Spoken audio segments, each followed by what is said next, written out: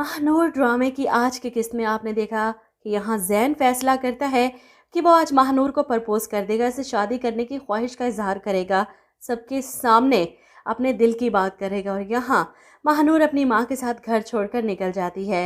मदीहा बेगम भी सुख का सांस लेती हैं, वहीं महविश को भी सुकून मिल जाता है, क्योंकि अगर वो यहाँ मज़ीद रहती तो उसे हर वक्त धड़का लगा रहता महानूर की तरफ से।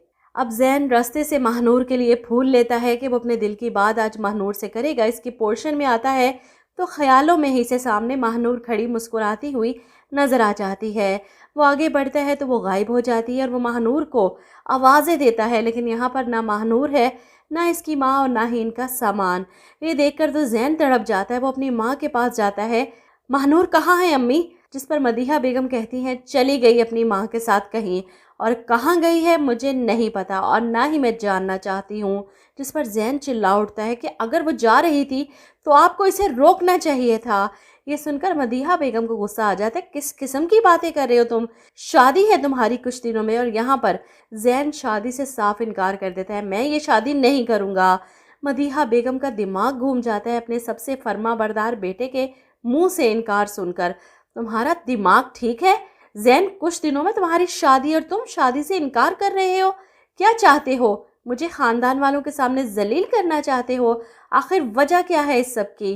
अब ज़ैन वजह बताकर अपनी माँ को मज़ीद गुस्सा नहीं दिलवा सकता, लेकिन बाहर लॉन में परेशान बैठा है। ऐसे में अलीज़े, जो अपनी दोस्त के चले जाने से उदास है, ज़ैन के पास आती है और ज़ैन इसी से अपनी परेशानी शेयर करता है कि मुझे पता ही नहीं चला कब महानूर मेरे लिए आम से इतनी ख़ास हो गई। मैंने बहुत कोशिश की खुद को रोकने की, खुद को समझाने की, लेकिन मेरे बस में तो कुछ था ही नहीं। इधर ज़ैन से दूर जाकर महानूर को भी एहसास होगा कि वो तो इस शख्स से मोहब्बत कर बैठी है और अब ये अधूरी मोहब्बत का गम इसे सारी रात सोने नहीं दे रहा। वहीं महविश तो बिल्कुल ही मेंटल केस बन चुकी है।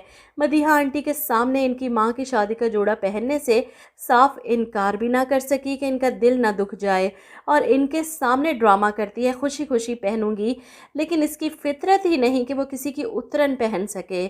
इसलिए तो घर आते ही इस जोड़े को फेंकती है ज़मीन पर, पेट्रोल डालती है और आग लगा देती है। अब ये नज़ारा मुनीज़ा बेगम देख रही थी। इसकी इस हरकत पर वो हैरान रह जाती, तुम्हें कुछ अंदाज़ा भी है मदीहा बेगम तुम्हारे बारे में क्या सोचेंगी? इनकी कितनी अटैचमेंट थी इस जोड़े के साथ, इनकी माँ का जोड़ा था। देखा नहीं तुमने किस मोहब्बत और खुलूस के साथ इन्होंने तुम्हें ये जोड़ा पकड़ाया था। पूरी उम्मीद थी कि तुम इनकी तवक्कुआत पर पूरा उतरोगी, लेकिन तुम। ऐसे में महविश जवाब देती है, इनको मुझसे इस तरह मोहब्बत और खुलूस का इजहार नहीं करना चाहिए था। अब देखें ना इनकी मोहब्बत का जवाब मुझे किस तरह देना पड़ रहा है।